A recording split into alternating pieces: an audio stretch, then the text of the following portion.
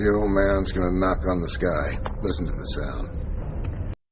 All right, welcome back everybody to my channel. Thank you for tuning in. If you are here, I'm here to discuss the delaying inevitably of the Ray movie 2026 and why this is a good thing. I do believe that Disney is in freefall. And there is a way you can make lots of money off the Disney IP, and for some reason, they're not doing it.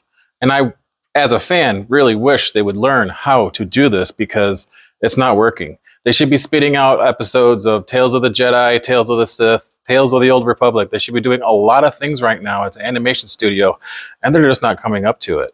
So it's been postponed inevitably, and when this gets postponed like it does, just like Rogue Squadron, it's never going to come out. So they pretty much X this. But I do like Daisy Ridley as an actress. I do believe that if they went in a different direction of her being a part of Luke's Jedi Order and retelling the story, don't have to retcon, just start telling stories from the comic books. Kathleen Kennedy likes to believe that there is no source material. We can't figure out anything on our own, that we must come up with new and exciting characters, but they brought back Chewbacca.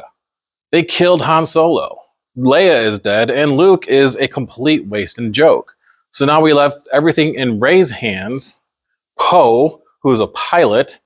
I mean, this is supposed to be about the Jedi and the Sith, and it didn't happen.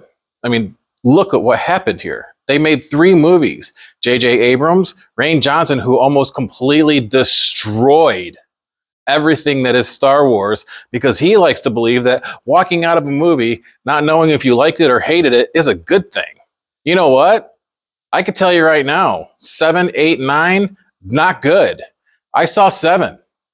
I saw another Death Star. I'm going to go over Death Stars here in a little bit, but this was crap. This was not a story.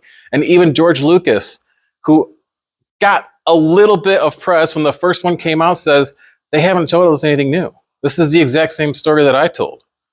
So we're going to go over how many Death Star mentions there are in Star Wars, which is an overkill, how many movies Chewbacca shows up in, and how many movies Palpatine shows up in.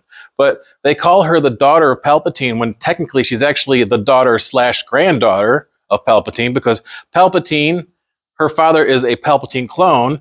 Palpatine in the 9th movie is a clone. So technically that is his daughter/granddaughter, even though he's more than a man and less than a clone. But just, it's crap, absolute crap. So let's go talk about this real quick. If you want to save Star Wars, you're gonna have to let go of the old characters, which thankfully you already did. You killed most of them off. Like Chewbacca, R2-D2, C-3PO are left, and you killed C-3PO as well. So ta-da, good job. You killed everybody off. The rule of 2 is what's killing you. All right. She wants a win. She's not going to get it. She has successfully destroyed this franchise. Bad Batch was good. Acolyte was crap. We're going to find out Skeleton Crew. Andor is boring. It's like standing in line at the DMV waiting for them to stamp my driver's license. I'm sorry, but Andor may be a compelling character, but he dies in the end. We all know this. It's like watching the Titanic and waiting to see the iceberg. Who cares? Start over again. She's not the future. She's not even the past. She's just a placeholder. You need to figure out what to do with Kathleen Kennedy if you're going to do anything. But if you want to do something, you got to get the rule of 2. You got to go to Legends. We really do need to go to Legends.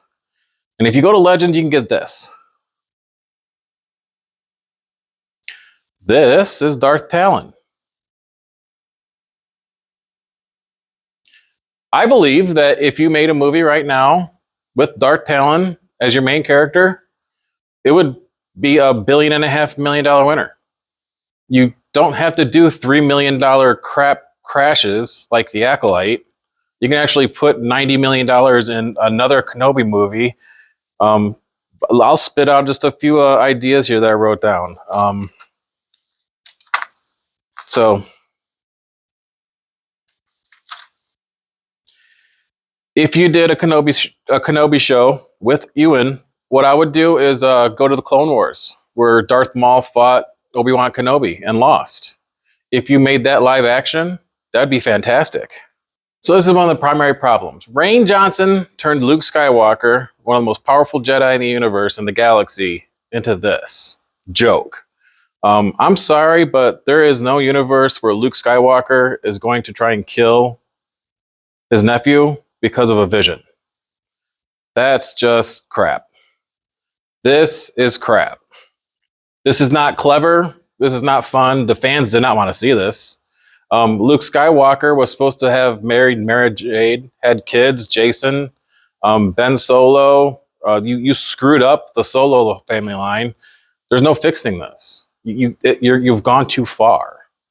And Rian Johnson thinks that walking out of a movie, seeing this and not knowing if it's good or not is a good idea. So maybe not have a brilliant character destroyed by one person.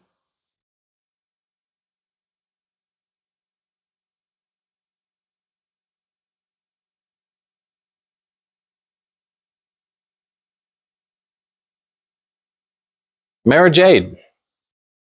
I would write a story with Luke Skywalker, pick a new young Luke Skywalker, do a Mara Jade, and just tell the story.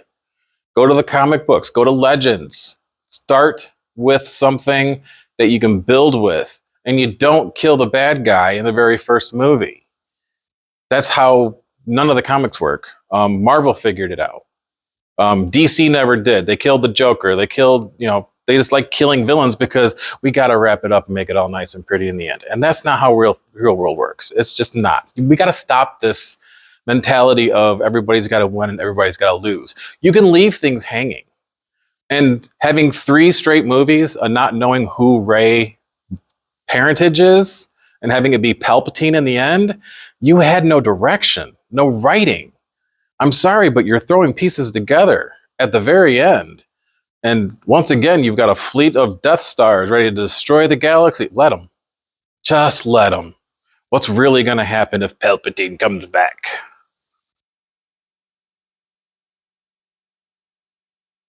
And I would also like to, this is one of my favorites, give a shout out to the fans. So Disney, you really do need to embrace the fandom. And if the fans are doing stuff like this on their own, I mean, this is something that George Lucas wanted to do. He even said that we don't have the money, time, budget. Alec Guinness didn't exactly be a master sword fighter. So fix it in post. Let's make something we're proud of. And you can easily inject this into the first movie, and none of the fans would be upset. Because what we got in the real movie, New Hope, was them swinging these reflective sticks around, highly expensive sticks that they only had a few of, and George couldn't get real in depth with it. So he would approve of this. And I'm willing to bet that if you left a comment as Disney Star Wars Lucasfilm and said, fantastic job, guys, maybe you'd like a job. I mean, what would we lose if this became canon? This is happening in the very first movie, and they fixed it in post. This is worthy. The fans have been keeping Star Wars together for decades now, since 2012. Clone Wars was a great animated series. Rebels, you did a really good job with Rebels, but that's all Dave Filoni. Mandalorian, 100% credit goes to Jon Favreau. Jon Favreau, Iron Man 1, 2, director, writer, creator. Let's give them some more power and let's stop inhibiting them from doing what they do best, tell great stories.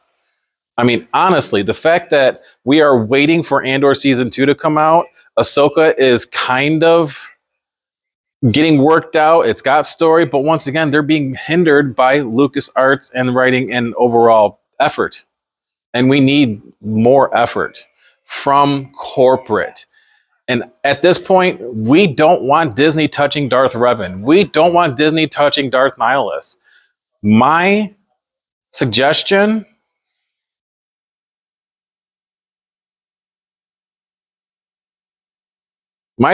is you got to come up with a completely new category of characters and you got to start all over again.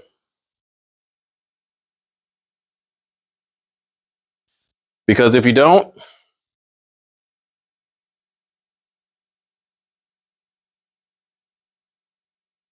We end up with space horses. Honestly, did anybody really want and need a scene in Star Wars of our characters riding on space horses in space for a space battle? No. No, we didn't want this. This is what we got. And J.J. Abrams did the best he possibly could with what he had, but this isn't good enough. And the fans know. And even though this movie made $1 billion worldwide, the fans consider it a failure. I consider it a failure, and I consider it a failure because I refuse to watch this movie on principle because you didn't put any effort into it, so you're not going to get my money or my time. I'd rather write my own story, which I did. All right, so all 9 movies happen between this point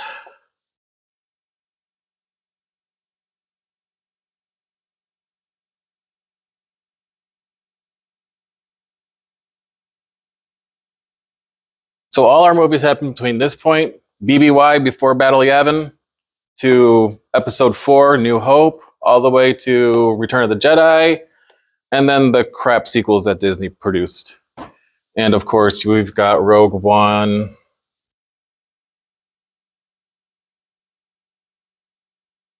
shoved in right over here.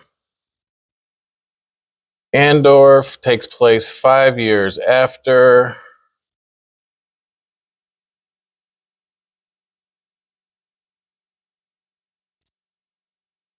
And let me put this one on here.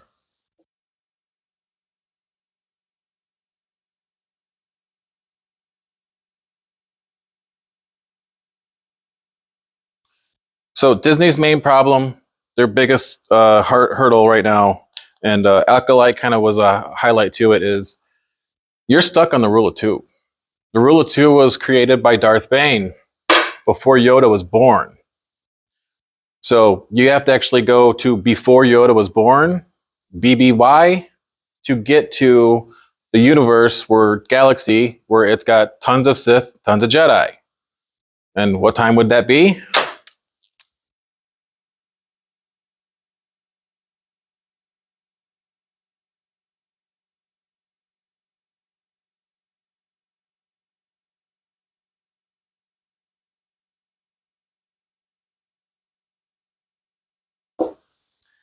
If you want to have a brand new franchise that can expand the universe, I mean, you talked about creating a very first Jedi movie where the Jedi first appeared.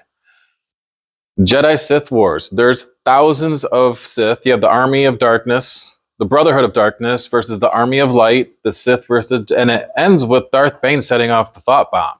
All of this is in comics. It's in books. There's literally authors upon authors out there that have written for Star Wars. And guess what? George Lucas is still alive. Why are we not tapping this man for help?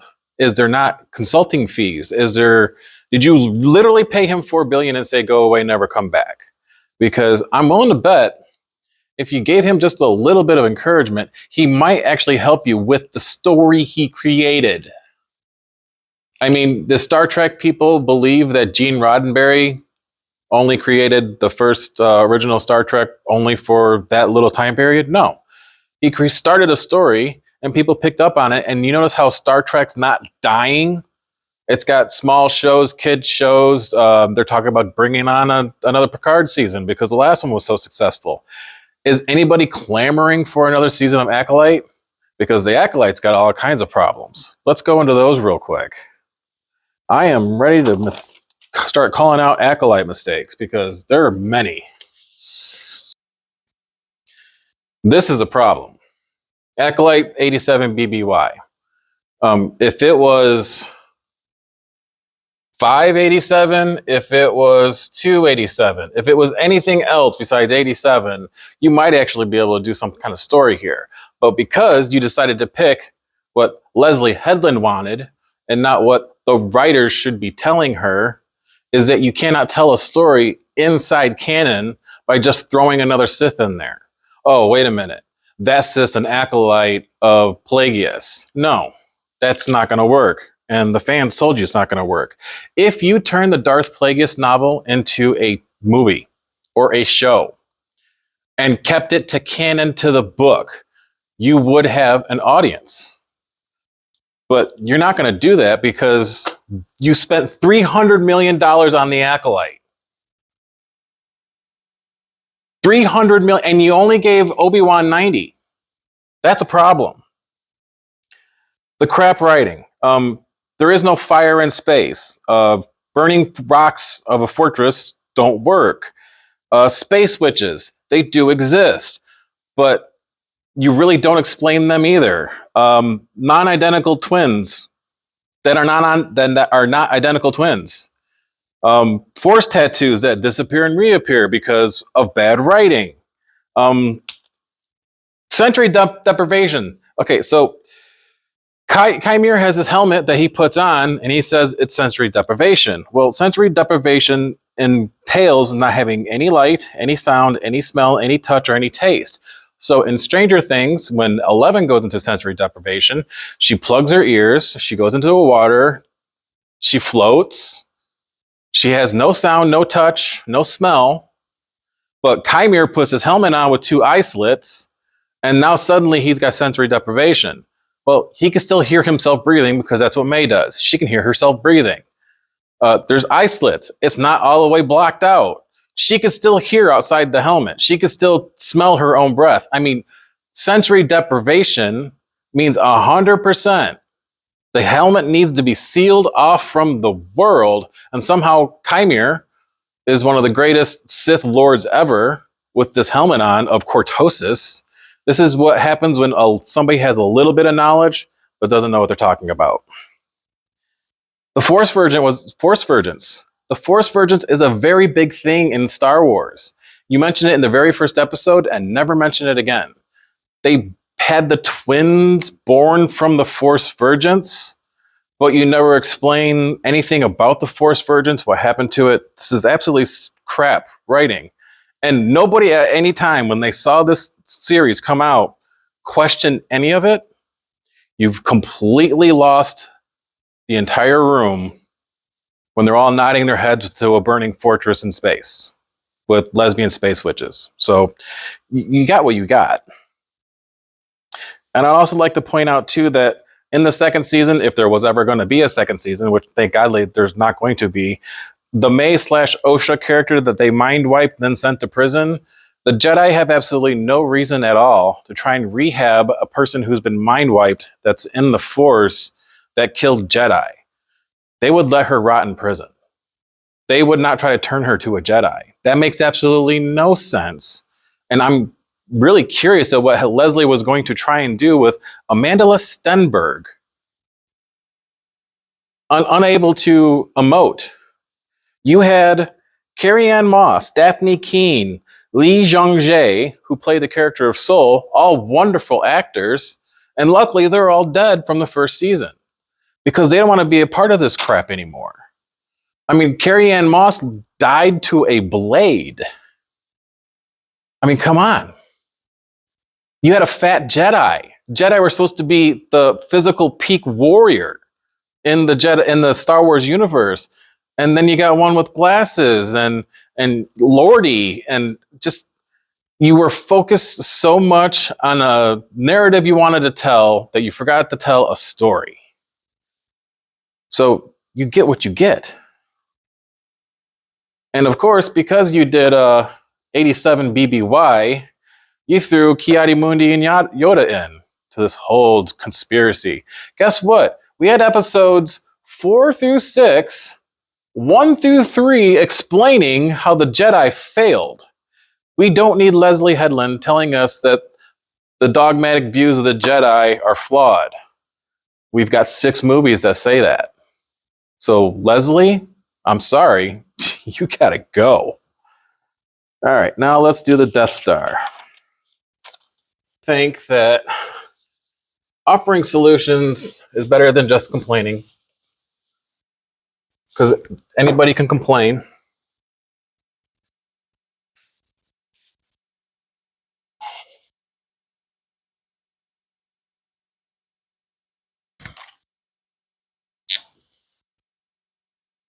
just going to do this.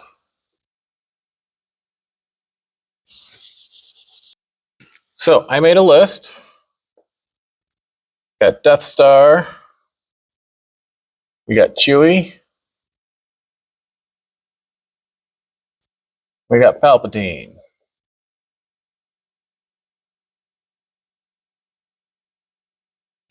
These are a list of major movies that Disney has created, or Star Wars has created, I'm sorry. So let's go through. In episode 3, we get a reference to the Death Star. Episode 6, they destroy it. Episode 7, Force Awakens shows back up. Episode 4 is the very first one.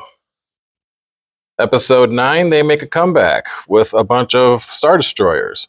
Rogue One is about building it, and Andor, they're making parts for it. Kind of leaning on a crutch there, guys, aren't you? We know what a Death Star is.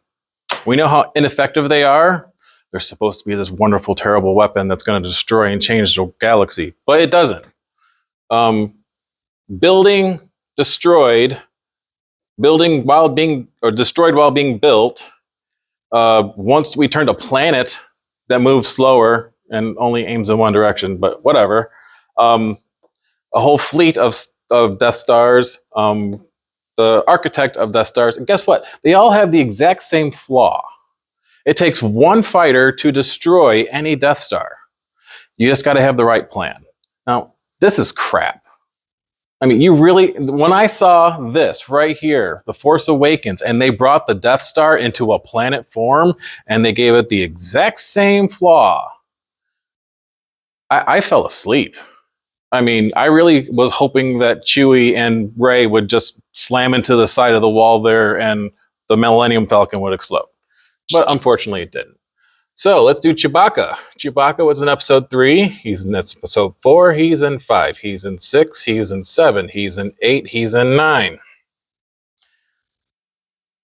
So Chewbacca is a couple hundred years old, and he shows up from episode 3 to episode 9. Once again, we're leaning on a crutch of original characters. Now, let's go to Palpatine. Palpatine is in episodes 1 through 6. He is the main antagonist. And then, for good measure, they brought him back in episode 9. And of course, he's still alive in Rogue One.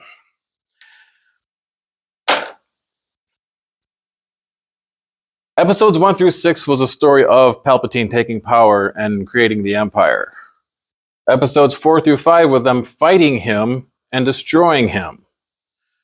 When you brought him back with J.J. Abrams in episode 9, you undid these 6 movies. These 3 movies are crap. People like this movie, but this movie is a crutch to these movies. And this movie, once again, I say, the show is boring. I did like the Bad Batch. Once again, Bad Batch does connect to this because the planet then Ilum that they're trying to rescue Omega from turns into the Death Star in 7. So you kind of see how every story wraps back to the Death Star that was supposed to be secret. I just can't get behind Star Wars anymore. So let's do something here. If we did another Kenobi show, you have to save Luke Skywalker from Legends. Luke Skywalker in Legends used to be able to create black holes in the Force. Him and Mara Jade used to destroy and save entire solar systems. You got him as a hermit on an island. Not very creative. If you wanted to do something, if you could start from a jump point right now, how about Mando Blacksmith as an animated show and her rebuilding the Mandalorian society? We might have something like that coming up with Jon Favreau and Dave Filoni, but we don't know yet because they're not announcing anything. I would just make Darth Talon a show or a movie because Darth Talon could be a fantastic, wonderful addition to the Star Wars universe, but once again, Kathleen Kennedy does not believe that there's any source material to go off of to do this with. And guess what? The comic books and the regular books are still on the shelf that you still own next to George Lucas, who's still alive. And you got to make Mara Jade canon. That's how you save Star Wars. You do some of these suggestions, you could make billions. Star Wars making billions. Again, you bought the IP, and now you slowly ran it into the ground. Just back some of the fanfics. Just make some comments. Do something. Pick one for your favorite year. You have to interact with the fans instead of alienate them. Because right now, as a fandom, we don't see much going forward. We're pinning our hopes on secondary stories. And the primary story has been lost. It's all about struggle. Rey doesn't struggle. Don't even have her come back as a Rey Palpatine Skywalker. Just rewrite a brand new character for her in Luke's Jedi Order that he's rebuilding after the Empire fell. You don't need the First Order. You don't need Snoke. You don't need... you had Daphne Keane as a Jedi, and you killed her off. Look what X-23 did in Deadpool and Wolverine. You can't do the same thing? You're telling me Disney, who owns the IP for Deadpool and Wolverine, can't ask Ryan Reynolds for a little help in writing a Star Wars story? Guess what? I bet Sean Levy would love for a chance to write his own Star Wars story. I think you actually believe you promised him that you would give him one of those movies. A future project that will be postponed. So, Star Wars, Lucasfilm, Disney, please listen to your fans. We want good stories. We want good writing. Sherlock Holmes as a TV series didn't have any guns, didn't have any fighting. It's more interesting than some of this crap that you're producing, like The Acolyte. Just try. And I would like to give a big shout out to Star Wars Theory, who's been covering all of this crap for over 8-9 years now, and is creating his own fan film without your help, Shards of the Past from Darth Vader. And he's going to make a much better product from what we've seen already than you can do. You can go to us smaller creators and ask for help, because you know what? We're going to be the ones buying the lightsabers. We're going to be the ones doing cosplay. We're going to be the ones telling our kids how cool Mara Jade is with a purple lightsaber.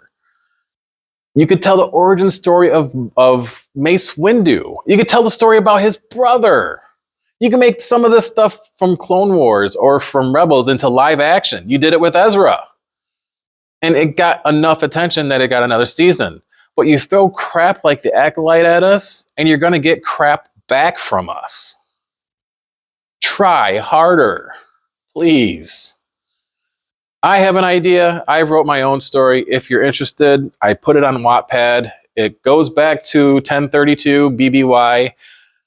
Yoda's master, Ngata Del Gormo, was the one that taught Yoda the Force. I wrote a story about Ngata Del Gormo's master. He left the Jedi Order willingly because he was protecting a Force virgins. I have original lightsabers. I have original characters. I've got about 45,000 words written out. It's called Prince Vess and the Dark Axe. Prince Vess and the Red Axe? I'm not sure. Prince Vess, if you put in Prince Vess on Wattpad, it will show up. I also am working on a Tolkien story, but that's a completely different video. So thank you for watching. If you made it this far, please think about liking and subscribing. I'm not going to do too much of this content about how crappy Star Wars has gotten, but I had to at least touch a little bit on why Star Wars is failing and solutions on how to fix some of these problems, because we desperately want fixing. Thank you for tuning in. I appreciate everybody who's made it this far, and like, subscribe, comment below. Tell me something you like about Star Wars. Tell me anything you would like to hear. I'm willing to talk about it. And remember, any day you get to fly is a good day. Thanks. Peace out. And of course, remember, any day you get to fly is a good day. Just let us deflower you.